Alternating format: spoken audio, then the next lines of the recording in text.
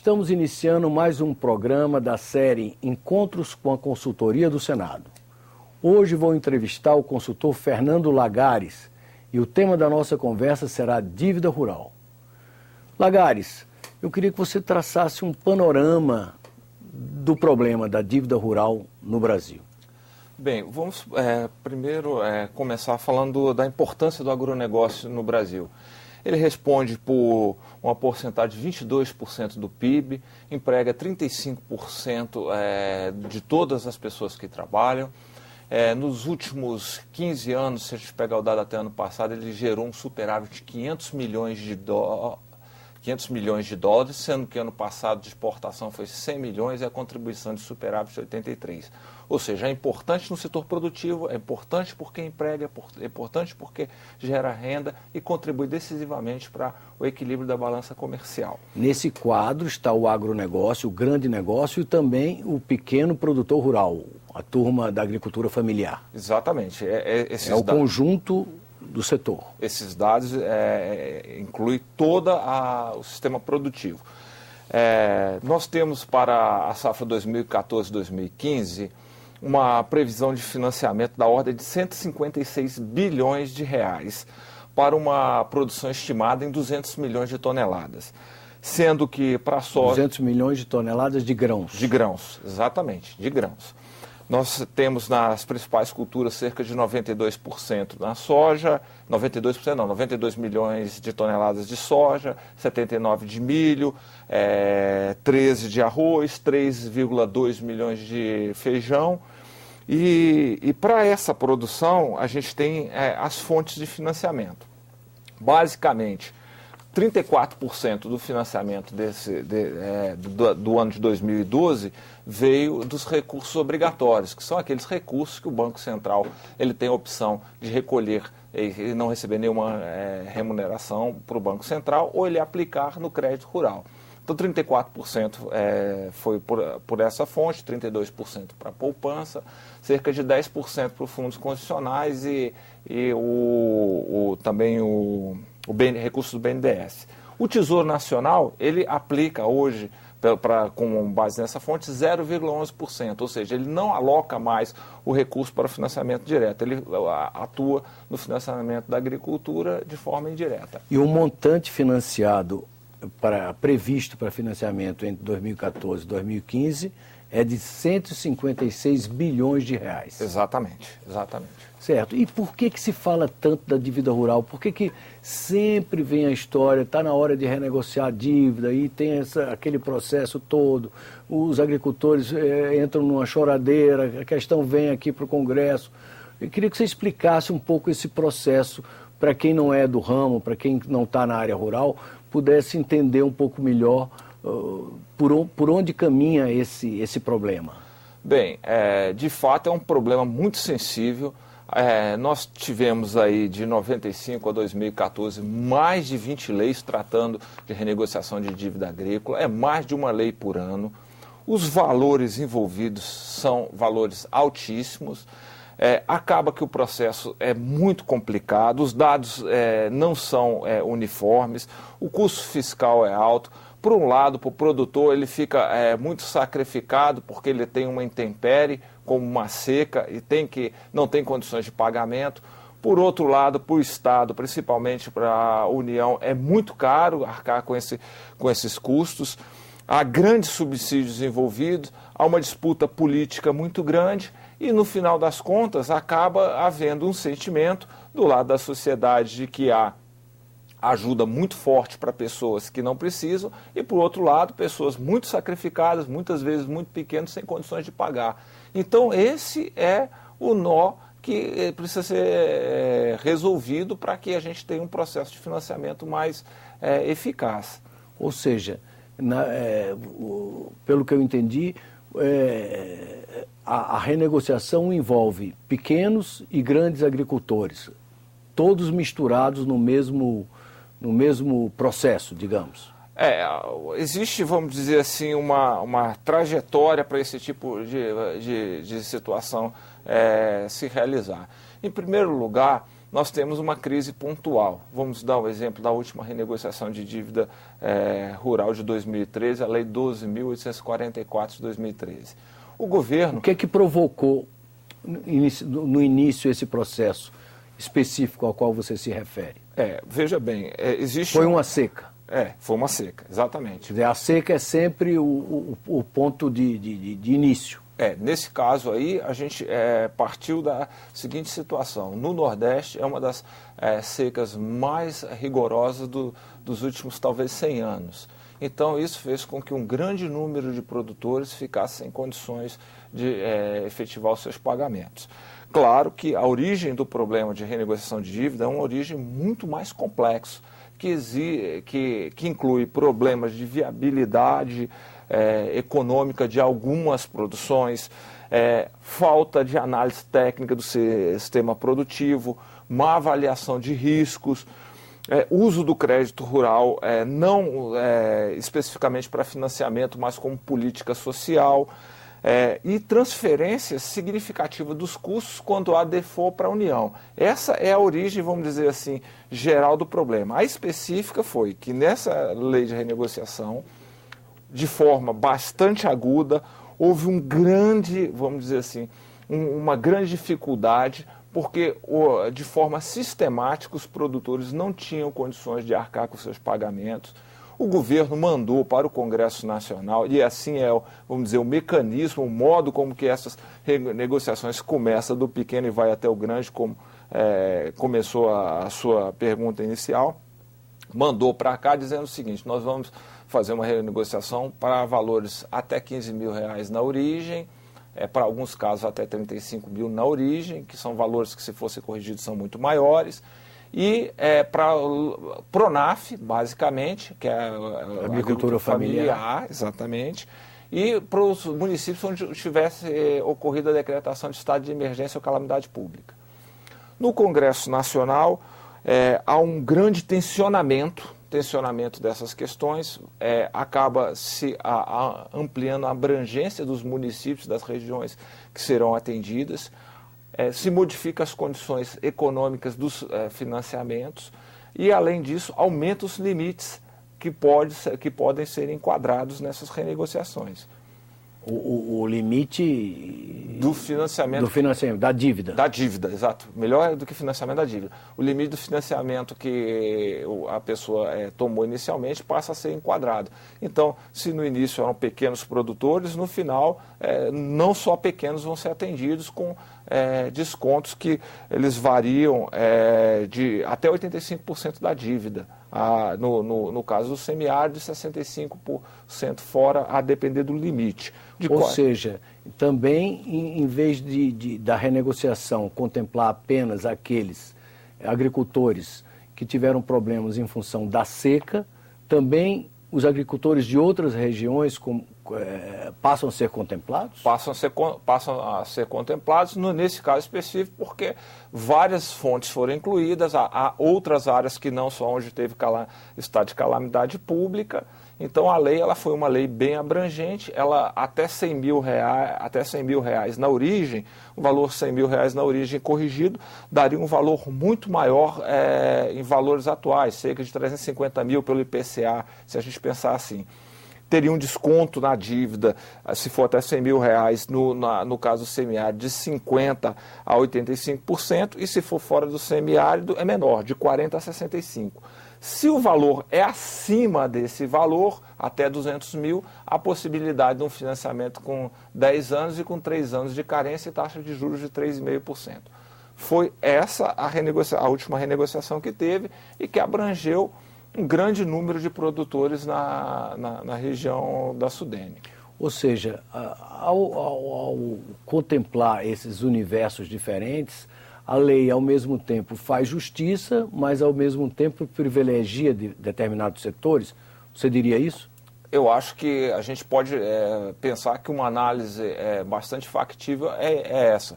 Algumas pessoas acabam trabalhando, vamos dizer, do ponto de vista técnico e político, para que esses benefícios cheguem até os seus representados. E, por outro lado, há um sistema de carona, no qual pessoas acabam se beneficiando da renegociação sem necessariamente ter tido, vamos dizer, a mesma intensidade de perda que uma pessoa que foi altamente atingida pela seca. E você, como consultor, estudioso do assunto, como você imagina, digamos, corrigir no futuro esse tipo de, enfim, de deformação do processo?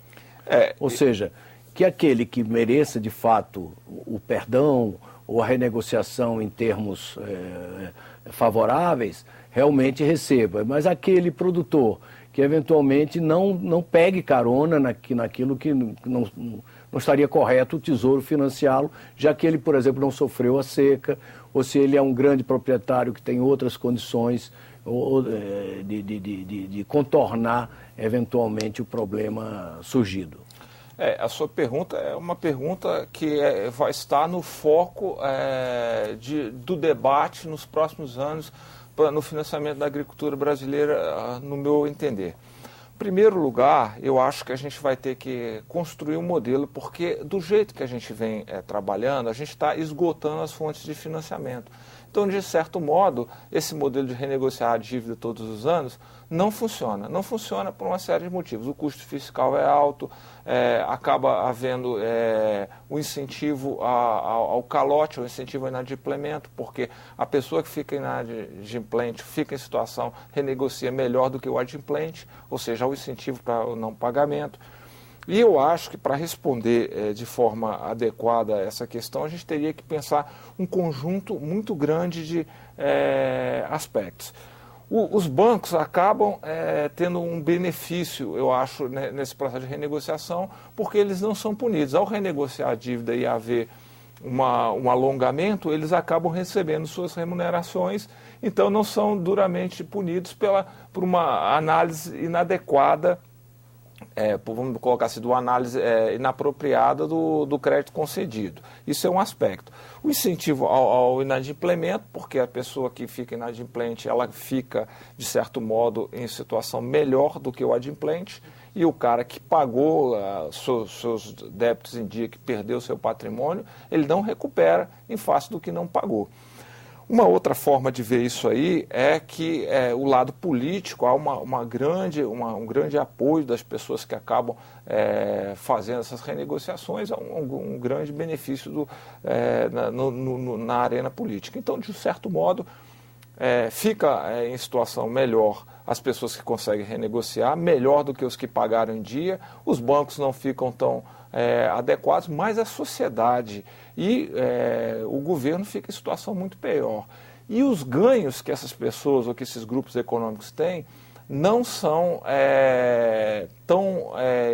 não estão na mesma proporção do que o custo do Estado, porque há uma dissipação econômica, há uma perda, porque não há sistema produtivo e o sistema financeiro que acaba tendo um certo ganho. É um pouco complexo o raciocínio, mas para resolver o problema a gente vai ter que pensar em um conjunto grande de fatores. A diversificação de riscos. Não é possível que a gente consiga sair desse problema se a gente continuar utilizando o crédito rural em determinadas situações como uma política próxima ao assistencialismo. Isso a gente tem que fazer com políticas públicas. Se for o caso, a gente explicita no orçamento, faz como se faz o Bolsa Família, que tem custos, que todo mundo entende, que são regras objetivas, mas não utilizar o crédito rural para esse tipo de atividade. Porque, de um modo ou de outro, isso tem um custo muito alto. Você poderia dimensionar esse custo? Por exemplo, essa última renegociação a qual você se referiu, relativa a este ano. Uhum. Foi a este ano que você se referiu? Foi a 2013. 2013. A 2013. Quanto representou para o Tesouro esse deságio produzido em função dessa renegociação? O que acontece é que essa renegociação está com prazo em aberto ainda. Até o final de 2015 há possibilidade de adesão. Agora, há estimativa. Obrigado. Há várias renegociações, há casos que chegam até 2,5% do PIB. Então, e uma renegociação que foi feita ela às vezes ela pode ser renegociada na próxima, isso faz com que os custos vão sendo crescentes.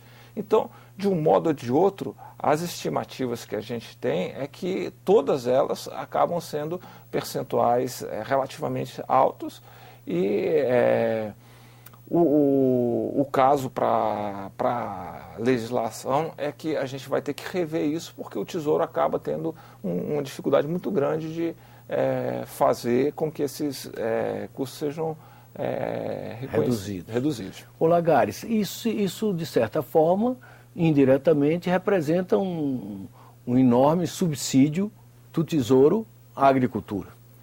É o pior dos mundos, porque não vai para a agricultura, porque isso é de dívida, né? Não vai aumentar. O fato de renegociar as dívidas faz com que a pessoa, às vezes, tenha acesso a novos créditos, mas isso por si só não vai dar uma maior produtividade, produção e eficiência econômica. Isso se perde, fica dissipado no sistema financeiro, com custos que não são apropriados para uma maior inserção econômica e de desenvolvimento do país. De um modo prático, a gente teria que fazer uma diversificação de riscos. Não dá para a gente operar havendo um risco pontual, todo mundo ficar inadimplente. Então, uma diversificação de risco envolve uma estratégia bastante elaborada, na qual a gente, por exemplo, vem a criar um sistema de seguro rural. O Brasil, dos grandes países, também tem dificuldade de lidar com esse tema, mas de um modo ou de outro a gente vai ter que desenvolver o seguro rural para que, quando houvesse um problema desse tipo, a gente ter capacidade de não ter que ter todas as vezes renegociações automáticas.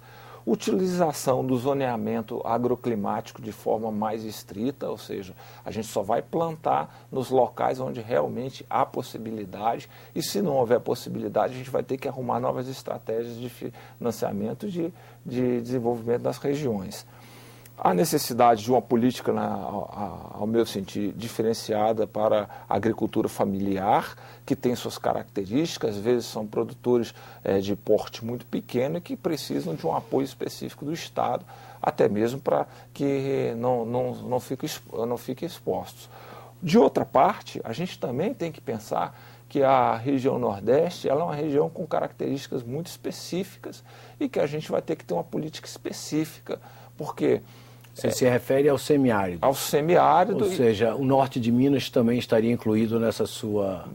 Na minha avaliação, o norte de Minas, a parte do Espírito Santo também, toda a parte que tiver necessidades específicas, a gente vai ter que desenvolver. Um bom parâmetro seria, sem dúvida alguma, a área de abrangência da Sudene, porque eles comungam das mesmas características geográficas e físicas.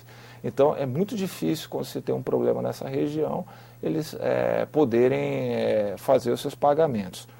Uma coisa que sempre a gente discute, que eu acho que já vamos dizer, reiterado, é que quando há boas safras e várias boas safras, esse lucro, vamos dizer, acaba não sendo utilizado para criar um colchão para problemas futuros. Então, seria razoável que um próprio consenso, um próprio acordo entre os produtores fizesse um fundo de reserva para enfrentar problemas nos anos que tivesse... De vacas magras. Exato. Obrigado. É essa a ideia. Sei. Mas esse fundo seria do capital, do lucro obtido na venda dos produtos agrícolas? Como é que seria? Ou o governo financiaria esse fundo de forma a evitar essas renegociações recorrentes? Eu acho que a gente tratou de várias coisas, elas se interlaçam, mas um pouco distinto. No seguro rural, eu acho que é razoável o governo ajudar no subsídio, e no subsídio ao prêmio. Então, ele vai ajudar num colchão de liquidez para que haja operação em locais onde você tem um maior risco, porque o que acontece do seguro é o seguinte: quando eu e o senhor fazemos seguro de carro, muito dificilmente nós dois vamos ter problemas no mesmo ano ou vamos ter problemas, porque o risco ele é aleatório.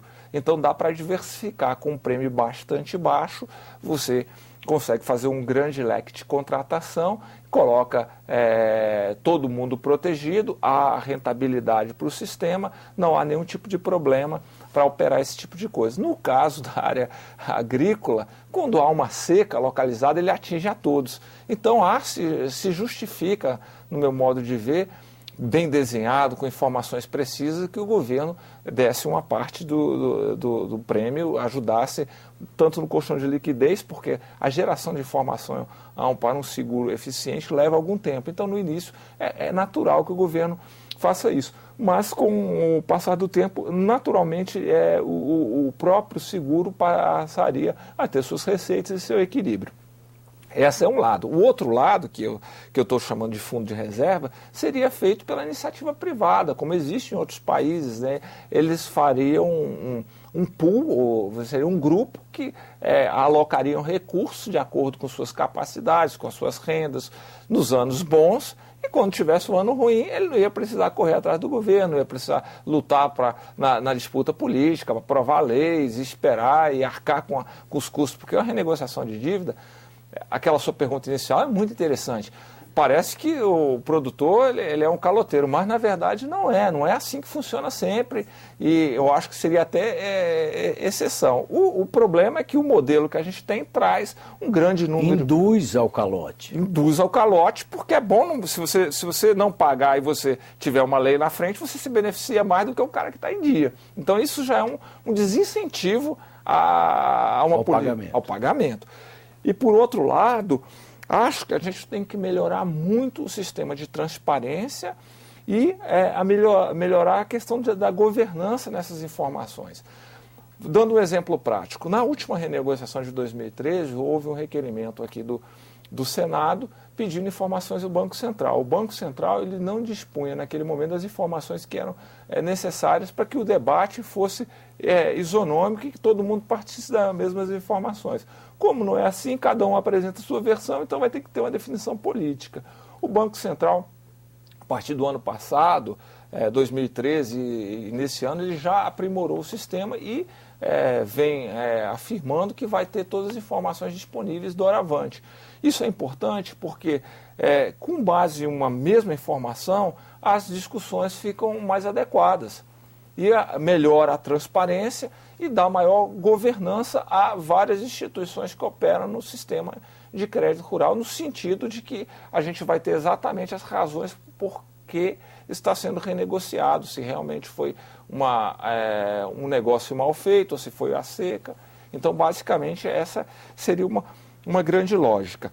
Hoje, a gente tem argumentos que são assim, olha, vai reduzir, vai salvar os pequenos produtores e acaba outros grupos sendo beneficiados. Fala-se o seguinte, vai reduzir as desigualdades sociais, mas um processo desse de renegociação, ele é muito difícil reduzir desigualdade social, mesmo porque as pessoas que vão ser beneficiadas, elas já tiveram financiamentos lá atrás e não vai mexer na distribuição equitativa de recursos na região. Então isso não é verdade. E é um problema generalizado na maioria das vezes. E o banco acaba quando renegocia, garantindo a sua remuneração, e o Tesouro e a sociedade paga o pato. Muito obrigado pela conversa. O assunto é complexo, mas eu acho que foi interessante você colocar o dilema que está em torno da renegociação recorrente da dívida rural em nosso país. Chegamos ao final da nossa entrevista com o consultor Fernando Lagares sobre dívida rural. Quem quiser sugerir pautas ou enviar comentários, basta ligar no Alô Senado, telefone 0800 61 2211 ou acessar o nosso portal na internet no endereço www.senado.leg.br/TV. Obrigado por sua audiência e até um próximo encontro aqui na TV Senado.